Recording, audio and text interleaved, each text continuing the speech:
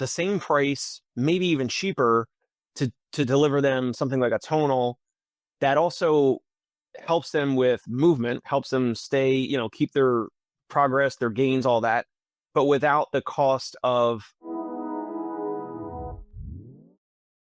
Ben, as always, has nothing to say. He told me when I asked him if he wanted to be a guest co-host, and then he drops novels like this. Ben says it's bigger than patience. This is business 101 for businesses that rely on LTV and multi-year value, lifetime value.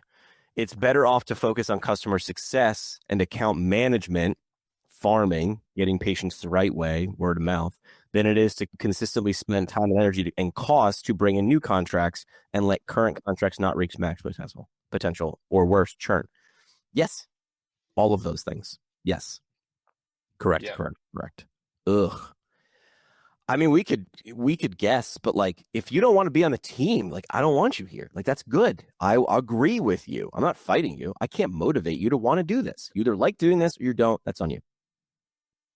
Yeah, I mean, I can't remember exactly what my business coach, Sturdy McKee, had said, but it's kind of like there's just some folks out there that, what's the saying? I always say it I think a lot of people say it improperly. The saying about like, you want to have your cake and eat it too. There's like a certain way to say it. I don't know if that's the saying. It is. So it's like some people want have your cake and eat it too, which I would always say, why do I have cake then? But keep going. Yeah, what's the saying? The saying is you can't have your cake and eat it too. An idiom meaning you can't simultaneously possess and consume at the same time. It signifies that one cannot enjoy two incompatible, desirable outcomes at once. You must make a choice. Once the cake is eaten, it is gone, and you cannot keep it. I understand that idiom less now than I did 14 seconds ago. Sorry for making you look it up. Well, then don't give me cake if I can't eat it. I want to freaking look at it.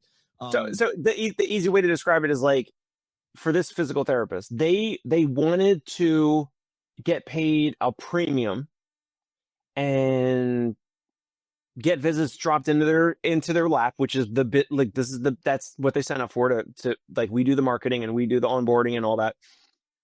But then they didn't want to do everything that's required. Like, they didn't want to do the notes. They just didn't want to do the notes. Say the minimum. Like, doing notes, no offense, is the minimum. John is saying I would definitely need a fat stack of cheese. I love how he's just dropping idioms. Like, where is idiom dead? To sign some exclusivity contract of employment. I would definitely want. So I sort of agree. I feel. My question is, if Gary V ran this, he would say, if you want to work at night, go work somewhere else. As long as you're crushing this. Because at some point, if you're like, I like my own version better, I want you to leave. Like, Gary V's approach is more in line with what John's saying. I'm not saying neither is right or wrong, but like, I agree. So if I'm doing everything right, like if I'm crushing my job at the radio station, the rule was just, you just can't work at a radio station in this market. Like, you have to drive 90 miles that way. But my pushback always was, I'm doing the maximum and I'm getting no raise over time. Like, we need to have an agreement here. I watched an Alex Hormozy video the other day. The guy's, he does like the sort of almost like what stand-up comedians do. He has like the business in-person thing where people stand up and they give their biggest question. And his workshop. Yeah. It's a great content for him. And the guy was like, I don't know how to keep people. He was like in pest spraying on houses or whatever. He's like, we get great people, we promote them, and then they leave. And the guy was like, put more rungs on. And Alex was like, put more rungs on the ladder. So every position you have a junior, normal, senior, and make sure they get paid for it. Otherwise, they're right to leave. You're not giving them opportunities. This is that.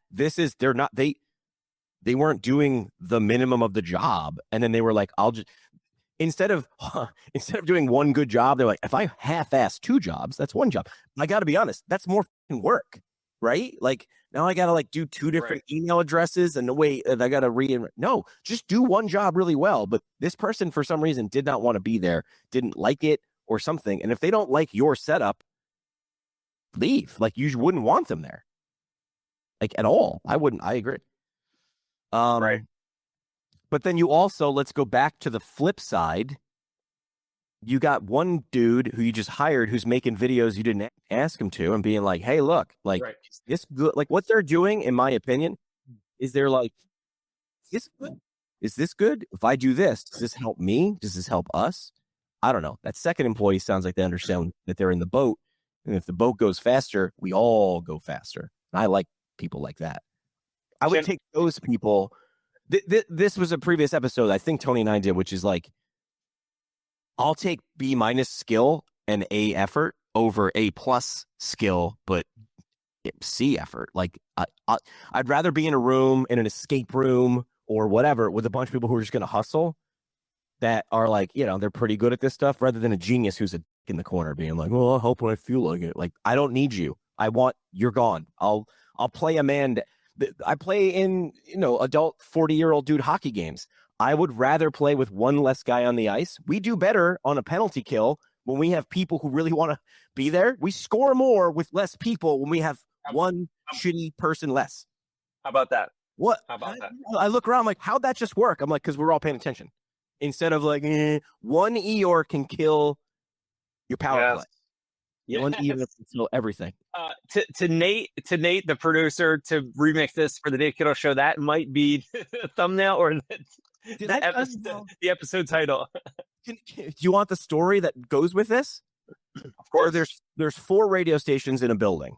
Okay, that's like how radio got consolidated. So this way we share a receptionist and share HR. So there were 4 radio stations in the building. I got to run one of them at like 25 years old. So I'm running the rock station. There's rock, pop, adult contemporary, country.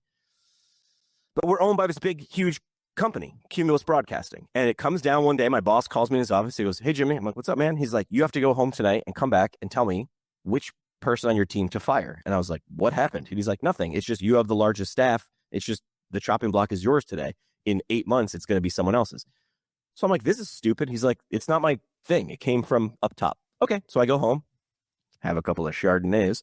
And I'm like, I'm like arguing with myself. I'm arguing with with clouds. I'm like, this is dumb. This is a dumb situation. Nobody on my team did anything wrong, and they're getting fired tomorrow. And I have to pick who it is. This sucks for me. This sucks for them. I'm going to ruin someone's life tomorrow. And then I had an idea. So I walk into my boss's office, a little hungover, and I go, Bill, got a crazy idea. And he's accustomed to me saying that, obviously, because I have a lot of crazy ideas. And he goes, Jimmy, this is not time for crazy ideas. I need a name. Just a name. Don't be creative. Just be logical now. And I was like, close the door. If we close the door. The guy who had his office next to me ran the country station. And nice guy, Eeyore. He had the same job as me, made the same money as me, which is more than my people, and was an Eeyore. And I was like, that guy's running that station. It is going nowhere for the last 3 years. Fire him. I'll do his job. My people are safe. And now you get a guy who gives a shit running 2 radio stations. And he goes, but you don't know anything. You don't know anything about country radio stations. I go, I don't know anything about. I could name 3 country artists at that time. Still can't. I go, you have a staff full of people who know country music. I know people, and I know creativity, and I know hustle. So now you're gonna fire that dude. You're gonna give me a raise, and I fire nobody.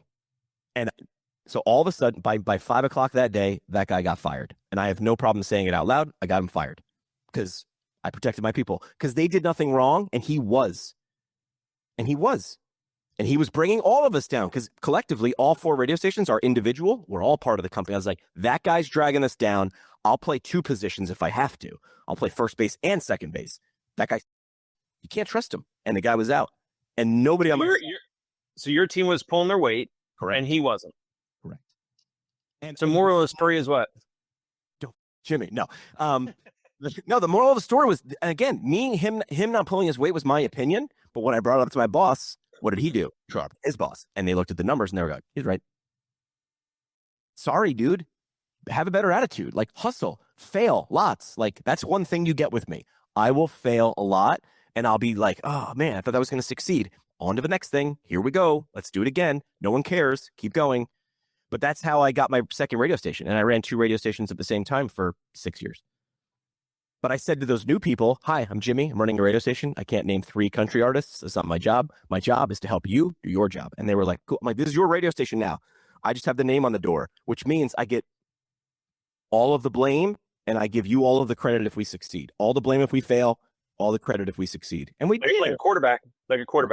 I take all the blame, right? And then if we succeed, it's because my receivers and my line and my running back, right? But that guy was an Eeyore. You lost dead weight. It's just messy in the wait period. 3 weeks from now, you're gonna be like, oh man, this ship is lighter and faster. Right. It's going to balance out. It is, in my opinion. Here's another here. So here, let me play sturdy for a second. I don't know if I can do sturdy. Sturdy's like way too calm. I can't fake that. He's very chill.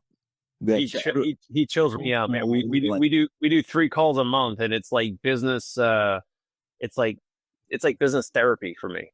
I would love to just have, whenever you're on a call with Sturdy, just have his heart rate be visible because it's like 12. Anyway, very chill, which is good, right? So let me play my inner Sturdy, Dave. So you've gone through this experience. It's a good one. Learning. How do you screen for this type of person before you hire them again? This is where maybe we can riff on some stuff. I think it might be tough to identify someone who would lack in documentation. Because even if I said this isn't a documentation issue, yeah, I'm not sure. I don't know if I have complete clarity yet on how to identify it, because with everything else they said all the right things. Oh, they came from another country, but that had like a busy metro area that was similar to Manhattan, and they understood the high net worth individual type like that, and then like clinically they treated me, so like they put their hands on me at the evaluation, so like they passed a lot of the other checkpoints. Wait, these are new details. They said they were used to this. They said it. You had no other reason. You're like, all right, I'm believing you. How am I supposed to confirm that? Yeah. You can't. You have to take so many leaps of faith. Like, you could get all the data you want, but it's not going to be perfect. There's going to be some gaps. You said you can do this. There are probably ways to do it. None of them are perfect. None of them are right. But I mean, I learned this question from Jamie Schreier, which was a power move too, on the interview. Hey, if you were to leave in 3 years, what do you think the reason would be? I love that question from him. Such a good question, because it puts him in a future state. It's not what's your greatest weakness. It's like, oh, I really want to like run a borough or something, and you're like, oh, we don't have that structure, but if I built that, that would be great, or something. They're gonna tip their hand and show you what they value. If you said, what do you value, they're gonna give you an answer, because that's a question. But if you were to leave, or hey, in 10 years, if we were to sell this, what do you think this practice might look like? And they're like, that might be too big of a question. That's too future state. John thinks I pulled a Machiavelli move. I'm going to go Google Machiavelli to see if that's a compliment or not. I don't know. I think he was like a thinker or something. I think I read a book with him. Didn't you say? Do you got a couch? You, when you're interviewing these people, you instead right here. Don't Google kids. Don't Google. No. We didn't come into this 42 minutes ago thinking we had like 9 other things. It's better because this is real. And if you're facing this, chances are 4,000 other practice owners have already faced it. Some are facing it right now, and some will be facing this. Like, this is not uncommon. Let's finish up with the time that we have. So my game plan now, because this therapist was with me for close to 2 years, at least a year and a half, and built a lot of relationships with certain patients. Now, some patients like aren't going to continue. They didn't need more therapy. Some of them were transitioning them over to other therapists. But some of the patients, I could hear, like, they were like, oh, I really liked him, and this is that, and oh man, this. So the thing that I'm now working on is, how can we do not just the boring, monotonous, like, this is like a quality assurance call from Concierge Pain Relief HQ, but Sturdy framed it this way. Hey, Dave, when you go to a restaurant and the chef comes out of the kitchen and comes over to your table and says, hey, I'm Chef John, whatever, like, how is everything this evening? Now, when the manager does it, it's like, yeah, that's a nice thing. When the chef does it, Jimmy, do you feel any different? I do, yeah, because like the chef, he's stopping what he's doing to come to me, and like, this is the guy making it, and I'm sort of like, I don't know, I feel different. They're wearing white, feels official. Right.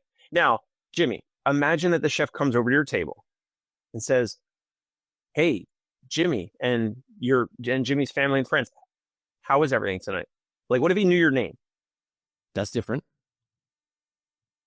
So the point, that's how Sturdy framed it with me, which is we should be making intermittent calls, but not like corporate quality assurance calls, No, I agree. like, Go but one step. check-ins and maybe some little gifts, and like it Yeah. doesn't take that much money, but like things to send them. And Go one step further. If the chef didn't say so, how was everything is normal.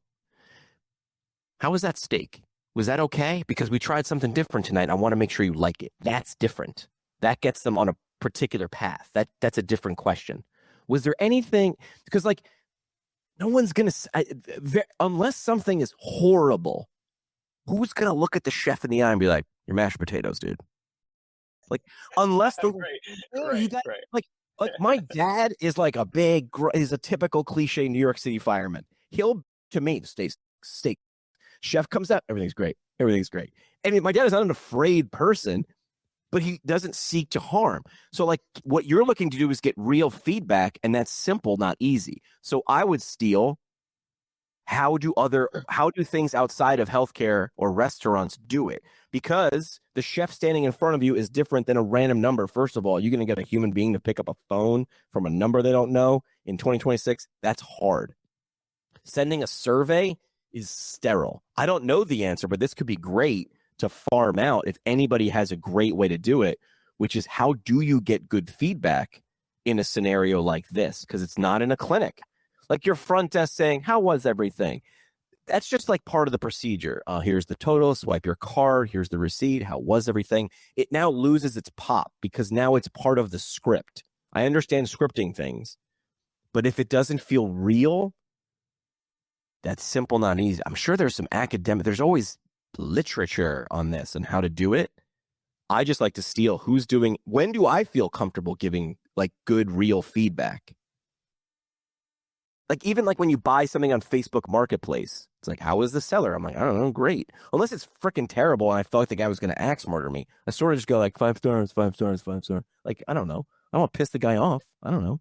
now another way for us to, I think it's fairly objective that like, and I'll kick it back to you. With people that end up spending a lot of time and money with us, meaning they stay for, they initially come to us for like a little episodic thing, but if they stay for months or years, or they end up spending thousands or tens of thousands of dollars, would you agree that that's kind of like an objective measure that they love the service? They might love the therapist only, but they might like the service in terms of like the quality and the promptness, and those are the most objective ones. Time and money. Okay. Show me something more personal.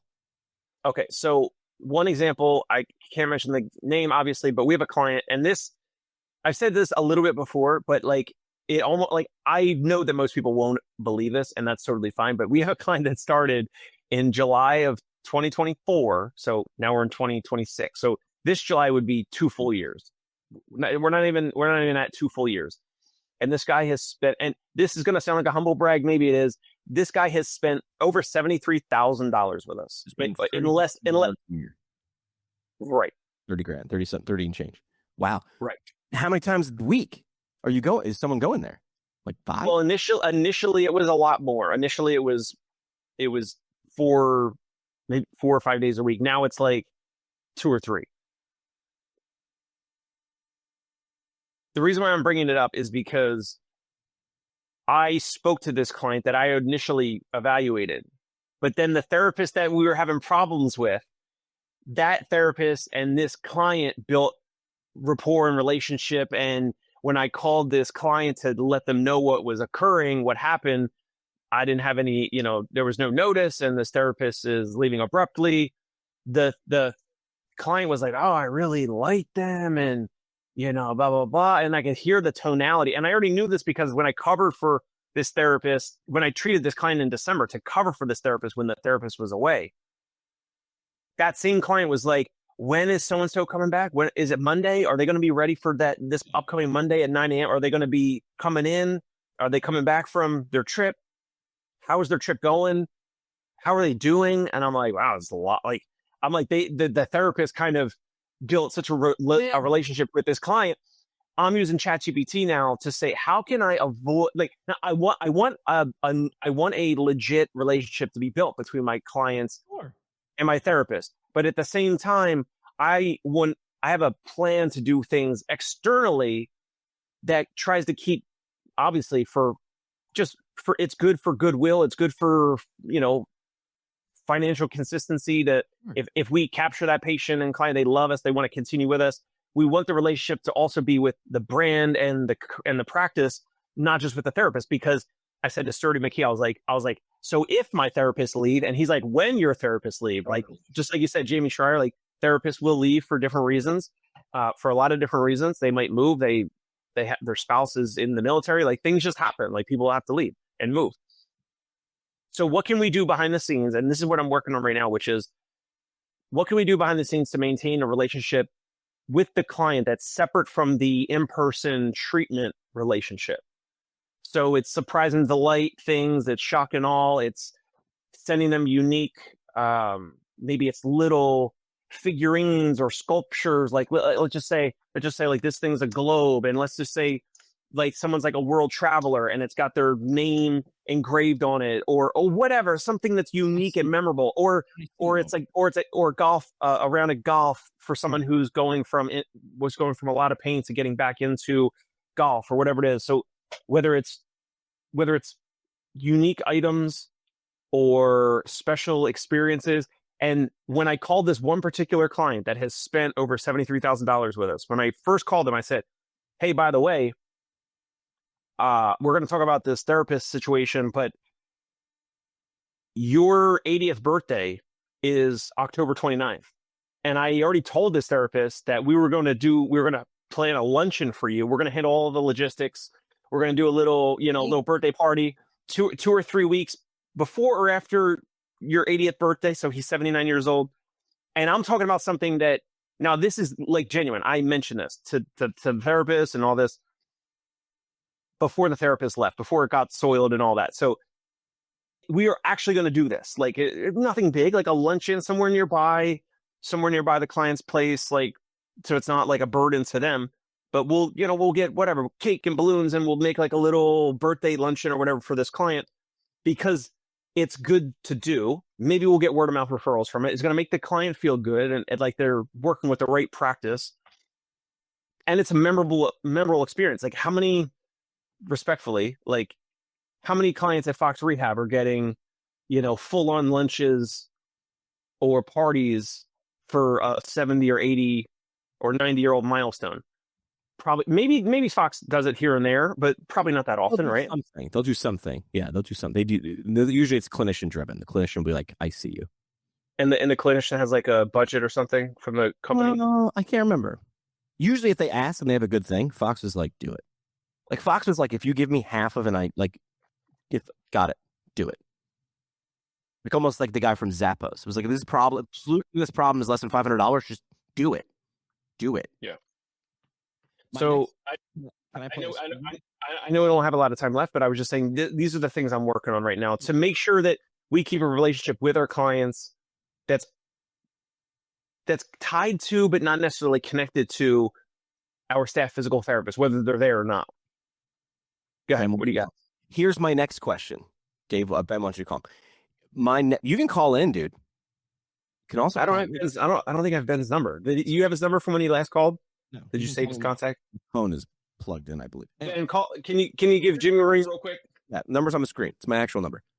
Don't be spamming me at 3 a.m. Oh, I took it off. My question would be, how do you do things like the lunch for the guy who dropped 70 grand? How do you identify clients who have spent 10 grand to make them become 70 grand? This is not easy. This is like, ooh, how do we spot those? Right. I don't know the answer, but that is why we do it with 7 minutes left in the show, because that's how we get you to come back. Get you. And that's what we should talk about. That's what we should do in the group chat. You have to put it in the group chat, because in 4 minutes, I will forget about this. I know how my brain works. I will never think of this idea again. But Ben, if you want to call in and talk to Dave now, you can do so. Without that. Also, Ben, I'll send you a DM on LinkedIn. I know that's where we connected. I probably have your email somewhere, but. Okay.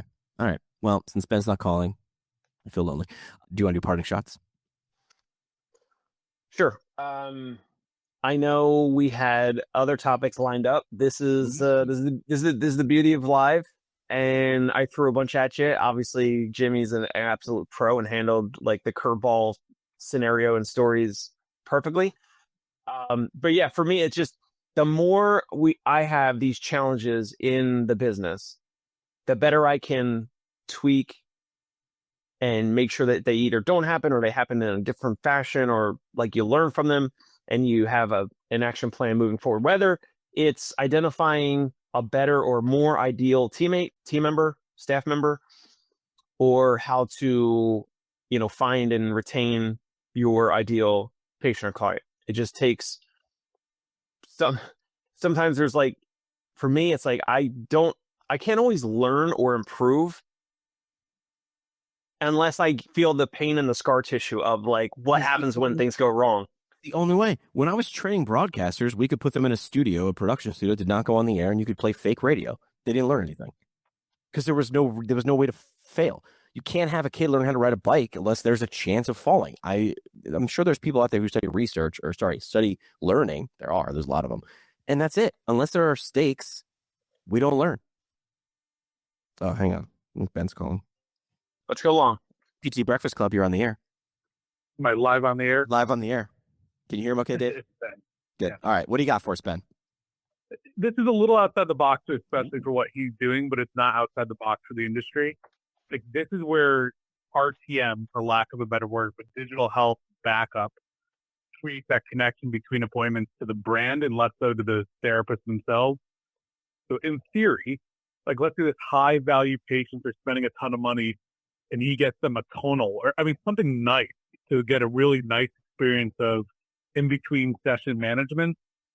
And that's connected to some internal staff he has that's not the specific therapist. You would think that maybe that would tie the patient back to like a real, really to the brand and not so much just the PT coming to their house. Yeah. That was my idea. Yeah. I love it. I love it, Ben. Can you hear me? Yep. That was awesome. Yeah. Make them fall in love with the coffee shop.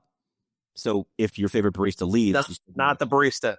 Exactly. Yeah, you may still like the barista and she's pretty and she went somewhere else and maybe you go there once in a while, but you've got this nice equipment in your house that was sent to you. Again, tonal is expensive, but maybe something that it ties them to someone who checks in them daily between the appointments. Yep.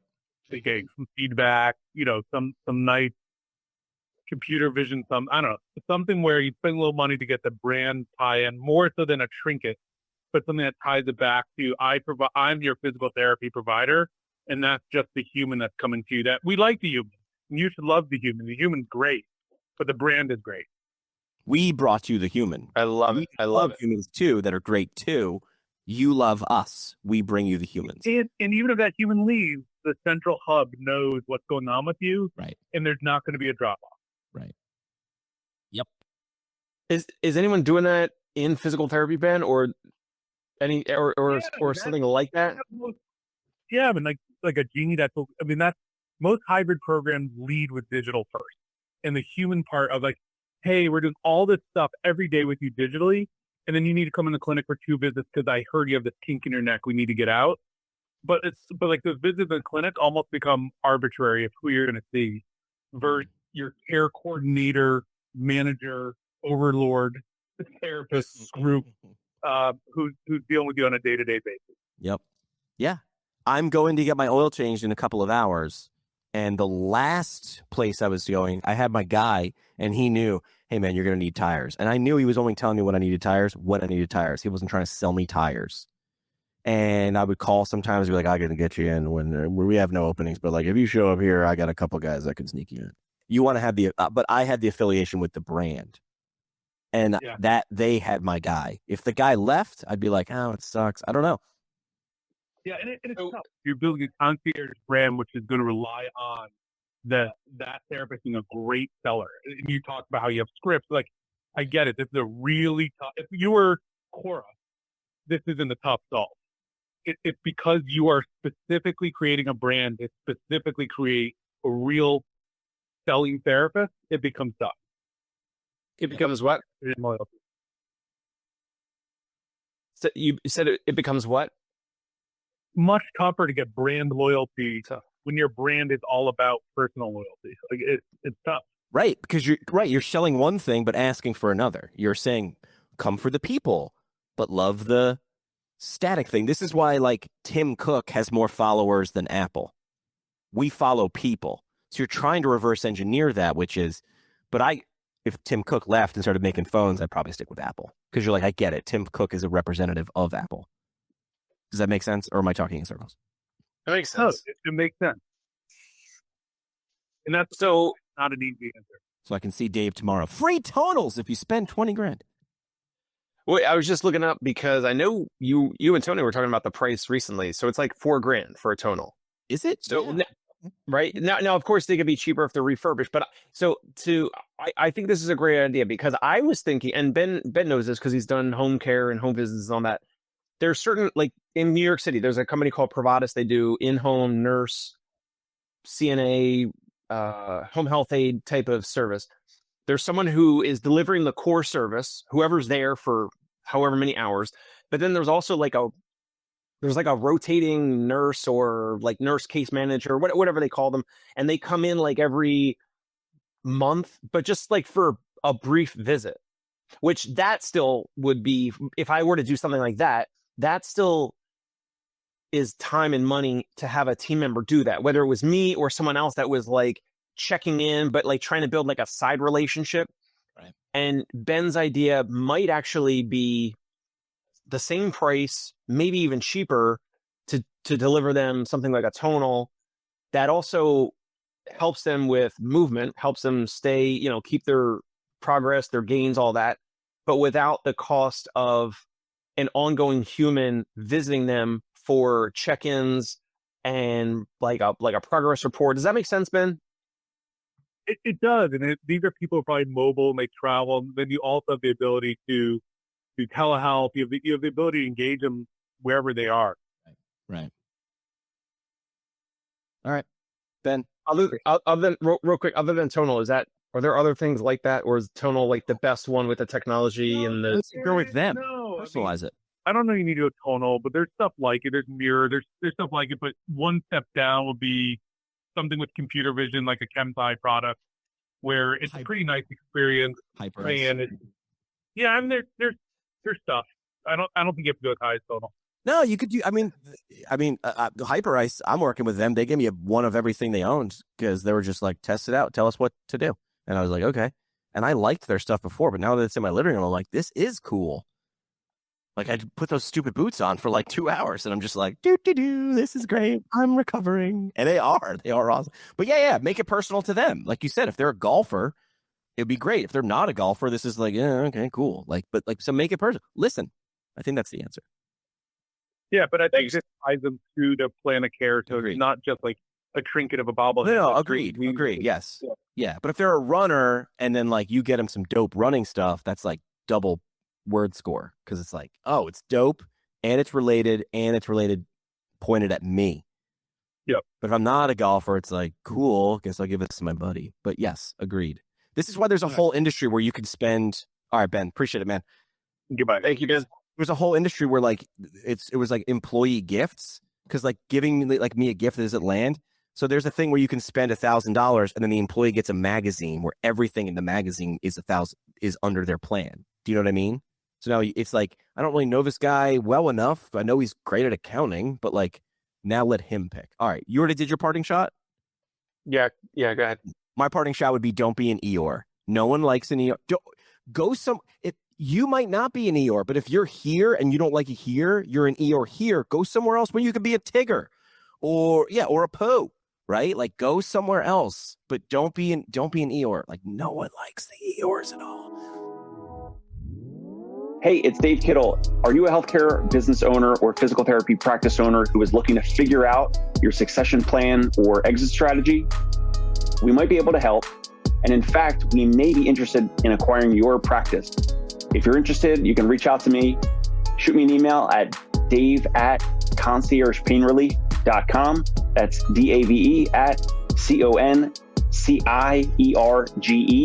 painrelief.com. Or you can call me at any time, 646 781-8884.